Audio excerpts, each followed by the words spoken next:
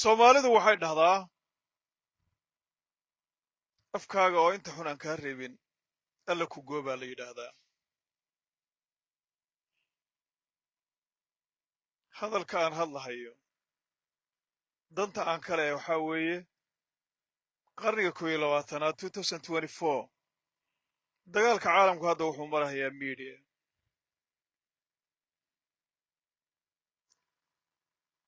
Waddamo dhan oo caalamka aan awood lahayn baa adduunka waxay ku haystaan media wax la yidhaahdo iyo inay wax iska sheegaan iyo halkanaa la marahayaa iyo diyaaraddii baa halkan martay iyo waan lalaynaa iyo sheekooyinka khiyaaliga ah. Waa arrin jirta. Arrintaasu waa arrin jirta. Hadalkaa danta aan ka leehayna waxaa weeye haddii qof xumaan kugu sameeyo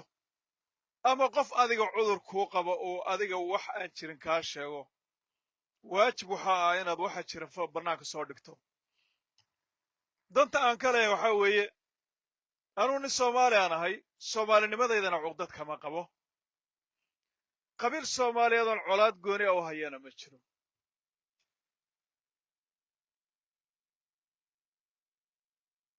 laakiin waxaan dareemayaa cudur badan inuu jiro oo aniga igu wajahan. aniga marka aan leeyahay maalinba meel bay soo taagan tahay. daaroodka iyo Soomaalida kale iyo xiniintirsiga iyo waxa u dhexeeya aanu ma galahayo. anu waxaanay nin ogaadeen oo absamo oo kuumada ah. waxaan rabaa dib inaan idin celiyo. taariikh baan rabaa dib inaan idinku celiyo.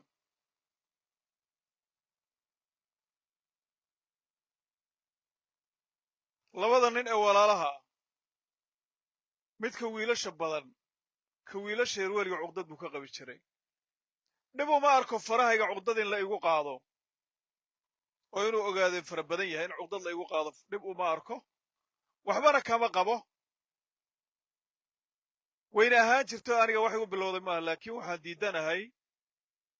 elinta iyo xaaska.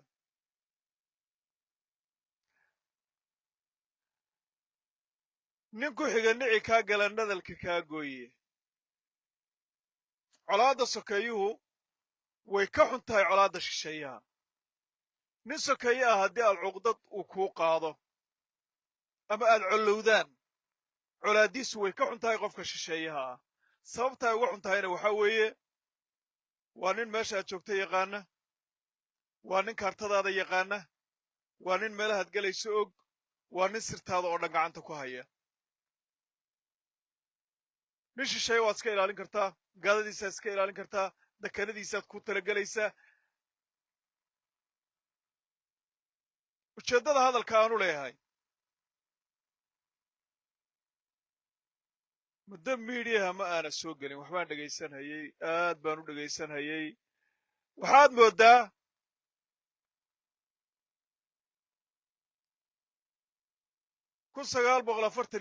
iyo 52 gobolka ogaadeen baa Ethiopia lagu kala wareejiyey reserve area iyo qaybtii ogaadeen. labada qaybood baa lagu kala wareejiyey Ethiopia. maalinkaa laga soo bilaabo ilaa maalinkan maanta ah dhulkaa dagaal baa ka socda. dagaalka ka socdana waxaa weeye waa dagaal 3 qodob baa sabab u ah. dadka waddanka lagu wareejiyey Abasiiniya ee gumaystayaashii reer Yurub qaybta loogu siiyey gobolka ogaadeen 3 qaybood baynu isku haynaa. dhul baan isku haysannaa, diin baan isku haysannaa, dhaqan baan isku haysannaa iyo luuqad. 3 qodob baynu isu keeni lahayn oo ku kala duwannahay. waana 3 qodob ee keena dadku in ay heshiin waayaan. dagaal baa intaa ka socday. intaa uu dagaalku socday hagardaamaa jirtay. hagardaamadaas waxay ka imanaysaa dadka Soomaaliyeed. waxay uga imanaysay maaha in Itoobiyaannimo iyo Itoobiyaannimo inay jecel yihiin qabiil ogaadeen la yidhaahday nabcaayeen. maxay ku nabcaayeen? maantaan idiin sheegaya ciddaan ogeynay baldhegihiinna fura. waxaa lagu nabcaa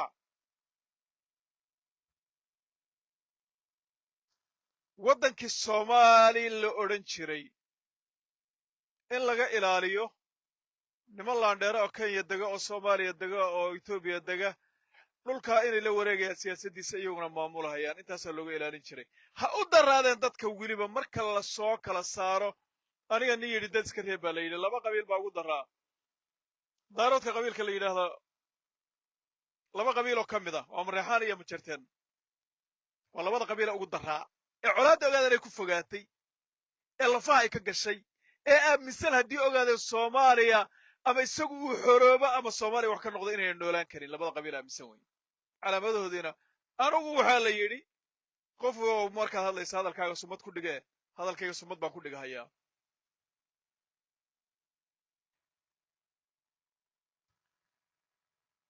qabiilka keli ah ee Soomaaliya inayna ogaadeen u dhalanin iyaga oo labada gobol ee uguna khayraad badan uguna weyn waddanka Soomaaliya iska leh soo bandhigay Majarteen buu ahaa shakhsi walba oo ogaadeena waxaan rabaa hadalkayga inuu fiiro gaara u yeesho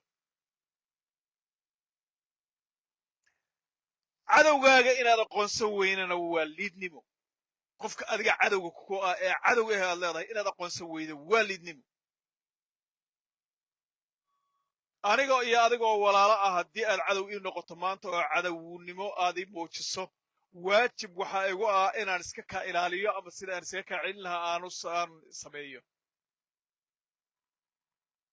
shakhsi walba oo absama ah ama kuumada ama ogaadeena waxaa waajib ku ah inuu dhegaysto hadalkaygaas weliba sheergareeye inta ay khusaysana uu gaadhsiiyo waxaad tihiin dad iska calool xaadhan waxaad tihiin dad calool xabxaba leh waxaad tihiin dad aan dekanadooda iyo wixii gashigoodu meesha uu gala aan ka dabagelin taasuna ma fiicna sharafo hadday jirto oo dhaqan uu jiro waa waxaad ku hodanteen inaad laandheeraha ku noqoteen laakiin dadka Soomaalidu language ay garanayaan baan rabaa inaan idiin sheego maanta dadka Soomaalidu language ay garanayaan baan rabaa maanta inaan idiin sheego Soomaali hadduu bur kugu dhufto inaad laba bur ku dhufato hadduu ku caayo inaad caydid hadduu ninkaa dilo 10 inaad ka dishid language Soomaali ay garanayso waa language maxaa sabab u ah qofku marka uu daacad yahay daacadda uu ku hodmaa laakiin ogow marxaladda iyo waqtigeeda ay leedahay waa ta keentay 3 waddan inaad degtaan waa ta keentay inaad han yeelataan waa ta keentay Soomaali inaydan cadow u arag waa ta keentay cadowga Soomaaliyeed inaydan walaal ka dhiganin oo Ethiopia boqolkiiba 90 dadka Soomaaliyeed Ethiopia ina cadowtiiba ay aaminsan yihiin laakiin inta kale ee soo hadhay waayo in badan oo ka mid ah dadka Soomaaliyeed waxay aaminsan yihiin ogaadeen inuu ka cadowsan yahay axmaaro idoor baa aaminsan Majarteen baa aaminsan Mareexaan baa aaminsan qabiil hawiye ma la yidhaahdaa anigoo nin ogaadeena cudur kuma qabo anoo nin ogaadeena hawiye cudur kuma qabo waxaana aaminsanahay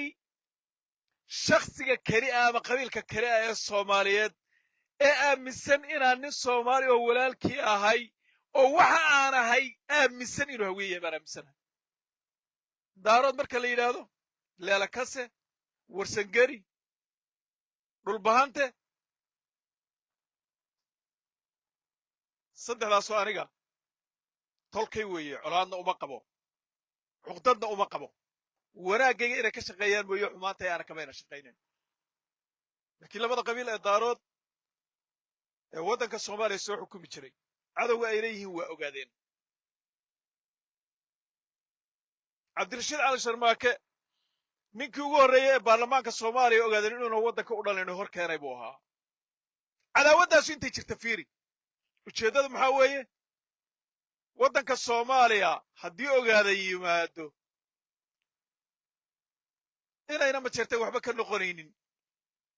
Soomaaliya in laga ilaaliyo cadowga Ethiopia ilaahay lugta u suray in lagu ilaaliyo kii haliyay ka dhaqaaqaya in loo dhiibo in la dilo markii loo baahdana la yidhaahdaa daarood baan isku nahay oday adeeri ah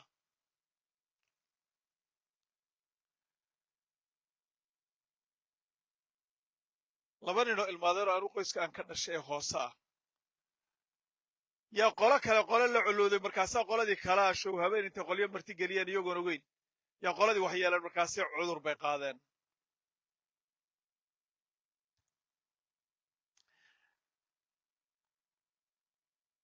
beri dambaa qaaraan iyo mag laysaga baahday markaasaa yidhi magta nala bixiyayaa la yidhi markaasuu yidhi baabuurka dhaansani markii nala dhex qaadsiiyey dhulku nala yeeraayay markaan dhuuman kari weynay warmadhoodii baa tegey markay tala dhanaanaatay dhudahooda reer dalal miyaan mid ii soo dhowrin ma dhaqaaqay aardoon xil waa la iska dhowraaye yacnaha oday cabdixirsi la yidhahdo adeerya baa gabaygaa tiriyey qoladii wax tirsanaysay ee markii hore in qolada shisheeyaa loo raacay tirsanaysay nin ahaa gabay tiriyo gabayga waxaan ka xusuustaa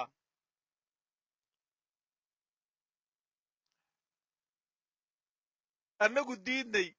oo diidnay dalal walaalowga oo dooni mayna nimankiina dilay daynla bixintooda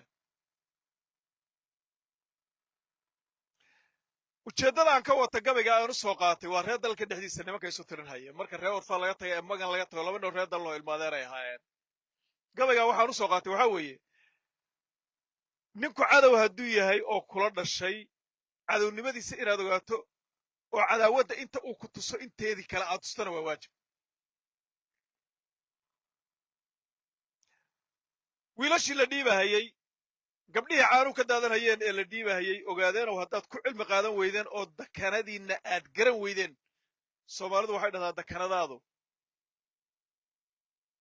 maxaad igu aari weyday kuma dhahdee maxaad iga raagtay kuma dhahdee maxaad igu aari weyday bay ku dhahdaa kuwii la dilay kuwii elektriga lagu dilay kuwii la dhiibay ee maanta geeriya nolol aan la haynin intuba idinka idinka dhasheen cidda samaynaysana daaroodka laftirkiisa baad ma jirteen bay ahaayeen inaad garan weydana waa liidnimo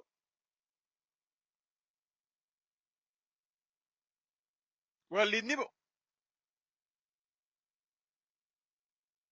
anugu waxaan aaminsanahay diinta islaamkuna waa ogoshahay shaksigu far hadduu ku saaro toban inaad saarto ina nafsa binnafsi walcaynu bilcayni walanfu bilanfi qofka xitaa sanka hadduu sanka jaro ilaa hadduu kaa riday shay in laga rido waa diiniyan ilaahay haddana muxuu ku lamaaniyey in allaha maca asaabiriina ilahay macooda wuxuu ahaaday oo kasii jecel yaha kuwa dhibka ku dhacay ku samra ee u samra walaalahood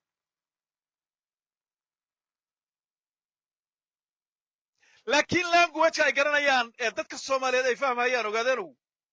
ka aad idinku haysataan iyo ka soomaalidu ay fahmayaan waa kala duwan yihiin soomaalidu waxay garanayaan hal in haddaad ka dhibto boqol inayt waana taagan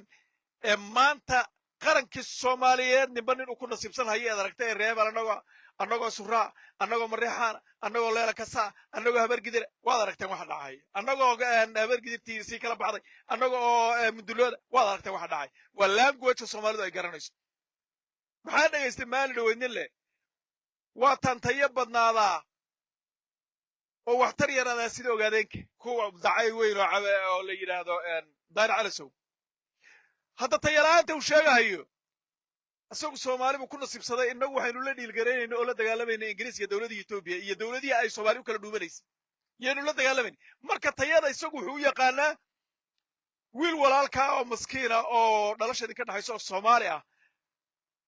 haddii uu islaamkaa kufsado inaad 200 oo nagood kufsato saasuu u yaqaanaa laakiin ninka ragga ah ee raganimadiisu dhammaystiran tahay waa ninka wax xumaan oo lagu sameeye ka tegi kara language ay garanayaan marka waxaa weeye inaad samaysaa waajib ay tahay waa soomaalidu waxay ku dhaqmaysa inaad ku dhaqantaan ka soo gudub wax walba xumaana oo lagu samayn karay bini aadam oo laynugu samaynin miyaad garanaysaan ogaadeenow oo weliba daarood una inugu samaynin weliba mj ayna inugu samaynin ma garanayo dee anu waxaad xeerinaysaan mj dhulugama baahnidin iyagaa idin baahan oo dhulkiina ka buuxa oo meel walba idinla nool magaalada qabdaare anu waan ku dhashay 200 oo qof oo mj ah baa jaamacad ka dhigata oo puntland ka timid iyagii baa meel walba jaamacad iyo waxbarasho iyo magan inala jooga iyagii maa la dhibka samaynaya ma garanaya dee riisanka aynu inagu u daba soconno een daaroodnimadooda u raadinayno ma aana fahmin igama dhaadhicin aniga war ninka ragga ah gaaladu waxay dhahdaa every action reaction tallaabada kugu qaadaa lagu qaadaa markaasaad isu imanaysaan gaaladuna waxay dhahdaa oo kale haddii aad rabto nabadgelyo dagaal waa inaad u diyaar garowdo maxalka bini aadamka tusaale yar baan idin siinayaa ragga bini aadamka ee adduunka ku nool ama dadku midna aqli kumaal buu leeyahay midna ul kumaal buu leeyahay tolnimadu mid garanaya waxaad u daynaysuu garanayaa waxa idinka dhexeeyuu garanayaa kaasoo kale wallahi waa loo samraa midna ul kumaal buu leeyahay maalinka aad dishaa tol noqotaan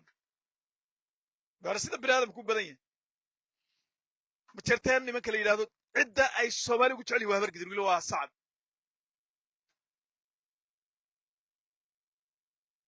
no doubt shakhsiga media la socda ama warbaahinta la socda ama siyaasadaha la socda xogogaal wuxuu ka yahay ma jirteen cidda ugu jecel yahay ee markii xabad yar ay dhacdo waa walaala dadku yaa loo dhawaanin sacad waa dadka nagi habargidir waa dadka nagi ay dhahaan waa habargidir baana ugu nacma jirteen macnuu maxaa weeye indhaha markay saaran xabad bay ku dhuftaan maxaagada dhabta anu waxaan idin leeyahay ogaadeenow ma jirteen tolnimadiisa haddaad doonaysaan iska celiya anu fikirkaasaan aaminsana tolnimadiisa haddaad doonaysaan waxaan dhegaystay gabadh maalin dhaweydle annagu fictan baan nahay dadka ilaahay oo dhan maxaan ugu diray haddaanu ma jirteen nahay sakiir iyo kabiir ma jiraa qabiil soomaaliyeed oo aan ma jirteen aan ka eedsheeganaynin ujeeddadu waxaa weeye inay dadka dilaan ma aha ogow waa khaa'inimo iyo dadka soomaalida wuxuu kala tagaynayo inay sameeyaan waa intaa keliya gabadh meeshan waxay tiri abti nina idin nabca barwaaqoy annaga dadkanagii iyo waxgaradkanagii iyo wiilashii dagaalamhayay etoobiya la dagaalamhayay iyo wiilashii etoobiya xitaa markii la dhiibay calanka etoobiya loo dejiyey dabaaldeg etoobiya ay samaysay puntland baa laga dhiibay electric baana lagu dilay geeriyo nololna qaar baan la haynin 2800 qof baa la dilay cidna idinma disho cidna idinma nabca maaha maxaad igu samayn lahayd oo kale ma garanay waxaad igu samayn lahayd baarlamaankii soomaaliya inaan ahayn haddaad dhex dhigto